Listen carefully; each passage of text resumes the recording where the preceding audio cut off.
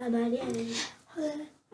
Friends, welcome back to my YouTube channel. My name is Radha. आज के इस video में हम लोग करने जा रहे हैं क्लास 8 का संस्कृत का चैप्टर 10 जो कि है नीति नवनीतम। ठीक है, तो इस वीडियो में हम लोग इसके करने जा रहे हैं। तो इस वीडियो में हम लोग करेंगे फुल एक्सप्लेनेशन आपके संस्कृत के चैप्टर नंबर 10 नीति नवनीतम के। तो चलिए स्टार्ट करते हैं। तो चलिए करते हैं हम इस पाठ को स्टार्ट। तो दशम पाठ है हमारा नीति नवनीतम। ठीक है, तो चलिए स्टार्ट करते हैं। प्रस्तुत पाठ मनुस्मृति के कतिपय श्लोकों का संकलन है जो सदाचार की दृष्टि से अत्यंत महत्वपूर्ण है। यहाँ माता पिता तथा गुरुजनों को आदर और सेवा से प्रसन्न करने वाले अभिवादनशील मनुष्य को मिलने वाले लाभ की चर्चा की गई है।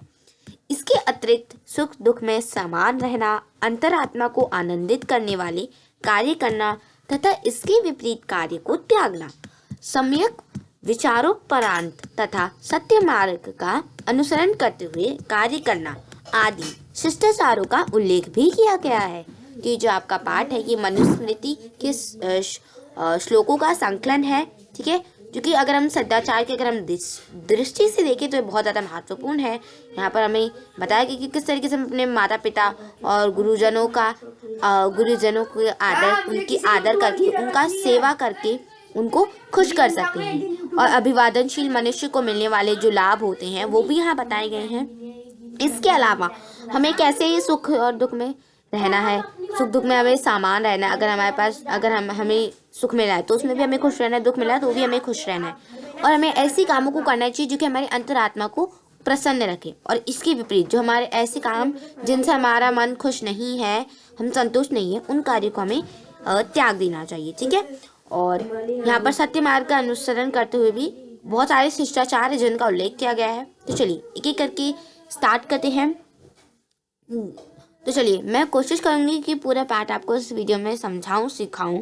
नहीं हो पाता है तो मैं ये जो आपका पाठ है दशम पाठ नीति नवनीतम, इसका पार्ट 2 वाली वीडियो भी डालूंगी। ठीक है, चलिए तो शुरुआत करते हैं। तो सबसे पहला यहाँ पर देखिए क्या दिया गया। अभिवादनशीलस्य नित्यं वृद्धोपसेविनः चत्वारि तस्य वर्धन्ते आयु वृद्ध्या यशो बलम। तो इसका यहाँ अन्वय दिया गया है और यहाँ इसका सरलार्थ दिया गया है। तो अन्वय है अभिवादनशीलस्य नरस्य नित्यं वृद्धोपस्विन च तस्य चत्वारि आयु विद्या यश बल च वर्धन्ते। तो यहाँ सरलार्थ दिया गया है प्रणाम करने वाले मनुष्य की और हमेशा बड़े बूढ़ों की सेवा करने वाले मनुष्य की आयु, विद्या, यश, बल और ये चारों चीज़ें अपने आप बढ़ती हैं। तो एक एक करके मैं यहाँ पर आपको समझा भी देती हूँ। जो है हमारा अभिवादनशीलस्य मतलब आपको पता है क्या होता है? अभिवादनशीलस्य मतलब होता है कि प्रणाम करने वाले व्यक्ति। कैसे नाम होता है? प्रणाम करने के स्वभाव वाले ऐसे व्यक्ति जो अपने माता पिता का और अपने से बड़े जो होते हैं उनकी सेवा करती हैं। ठीक है, देखिए अभिवादनशीलस्य मतलब हो गया प्रणाम करने के स्वभाव वाले, और नित्यम हो गया मतलब हमेशा सदैव, और ये जो हमारा है वृद्धोपेस्विन है हमारा, और वृद्धोपेस्विन मतलब है बड़े बूढ़ों की सेवा करने वाले व्यक्ति। ठीक है, चत्वारी मतलब चारों, उनके ये चीज़ें बढ़ती हैं। क्या क्या? आयु, विद्या, यश और बलम। मतलब जो व्यक्ति अपने माता पिता को प्रणाम करते हैं और अपने से बड़े बूढ़ों की सेवा करते हैं, उनकी ये चारों चीज़ें क्या क्या? उनका यश, उनका बल, उनकी आयु और उनकी विद्या, ये चारों चीज़ें अपने आप ही बढ़ जाती हैं। ठीक है, चलिए नाउ देखिए हम इसका सेकंड श्लोक क्या बोला गया है। सेकंड श्लोक में है यम माता पित्रो कलेश सहेत संभवे नृणाम न तस्य निष्कृति शक्या कर्तु वशत्रपि। तो इसका अन्वय यहाँ दिया गया है, अन्वय देख लेते हैं। निर्णाम संभवे या कलेशे माता पित्रो सहेत तस्य कलेशस्य निष्कृति वशत्रपि न कुर्तम शक्या। सरलार्थ क्या दिया गया है कि मनुष्य के जन्म के समय जो कष्ट जो है माता पिता सहते हैं, उस कष्ट का निस्तार हम 100 वर्ष में भी नहीं कर सकते, अर्थात उसका ऋण हम 100 वर्षों में भी नहीं चुका सकते। तो एक एक करके यहाँ पर थोड़े थोड़े वर्ड मीनिंग भी देख लेते हैं।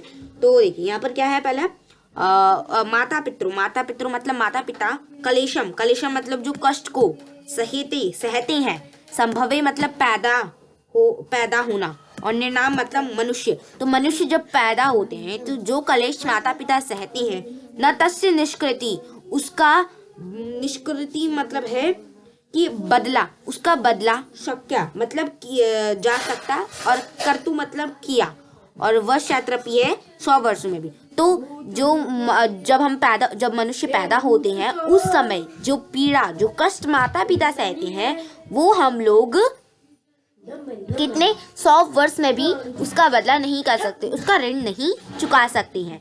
ठीक है, चलिए अब देखते हैं हमारा तीसरा श्लोक। तीसरा श्लोक क्या कह रहे हैं?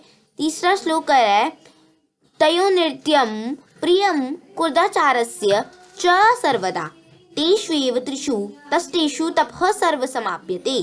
तो इसका अन्वय दिया गया है। अन्वय क्या बोला जा रहा है? नित्यम तयो माता पितरो आचारस्य च सर्वदा प्रियम कुर्यात् तेषु त्रिषेषु एवं तस्तेषु अस्माकं सर्वं तप समाप्यते। तो सरलार्थ क्या बोला गया है? सरलार्थ यहाँ दिया गया है कि हमेशा उन दोनों का, किन दोनों का? माता पिता का और गुरु का सदा प्रिय करना चाहिए, मतलब उनका हमेशा भला करना चाहिए। किन किन का? माता पिता का और गुरु का। उन तीनों के संतुष्ट होने पर हमारी सभी तपस्याएं समाप्त हो जाती है, अर्थात हमें सभी तपस्याओं का फल मिल जाता है या फिर हमारे सारे काम बन जाते हैं। तो देखिए तीसरा श्लोक और अंतिम श्लोक में क्या बताया गया है। यहाँ पर बोला जाए तयो नृत्यम, तयो नृत्यम मतलब उन दोनों के, मतलब माता पिता के, प्रिय मतलब भला करना चाहिए, कुर्याद्यचार्यस्य मतलब गुरु का करना चाहिए, च सर्वदा मतलब माता पिता और गुरु का हमेशा भला करना चाहिए, तश्वेव उनमें ही, त्रिषु मतलब तीनों में, तस्तेस्तु मतलब संतुष्ट होने पर, तपः मतलब तपस्या, सर्व मतलब सभी, समाप्यते समाप्त हो जाती है। मतलब कि हमें हमेशा तयो नित्य मतलब माता पिता का और अपने गुरु का हमेशा भला करना चाहिए, क्योंकि इन तीनों के अगर ये तीनों संतुष्ट रहेंगे तो हमारे सभी कार्य बनते चले जाएंगे, हमारी सभी जो तपस्याएं हैं उनका फल हमें मिल जाएगा, हमारी सभी तपस्याएं समाप्त हो जाएंगी, जो भी हमारी प्रॉब्लम्स आ रही हैं वो सारी सॉल्व हो जाएंगी। ठीक है, क्योंकि तो यहाँ पर ये 3 श्लोक थे, अब बचे हैं हमारे 3 श्लोक और, ठीक है, जिसको कि मैं अगली वीडियो में कंप्लीट करूँगी, क्योंकि यहाँ पर मैं वीडियो ज़्यादा लॉन्ग नहीं बनाना चाहती हूँ। ठीक है, तो पार्ट 2 इसकी बहुत जल्द ही आएगी। एक बार फिर से हम लोग रिवाइज कर लेते हैं हमने क्या पढ़ा।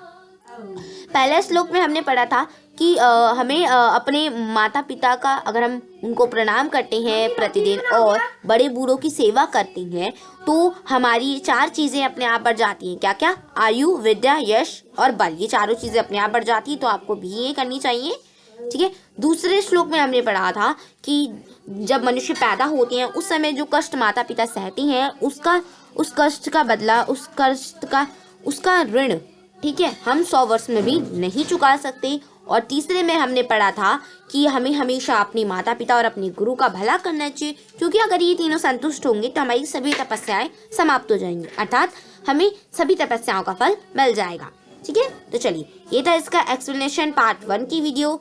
नेक्स्ट वीडियो में पार्ट 2 आएगा जिसमें हम 3 श्लोक और कवर करेंगे। So thank you for watching, take care and bye.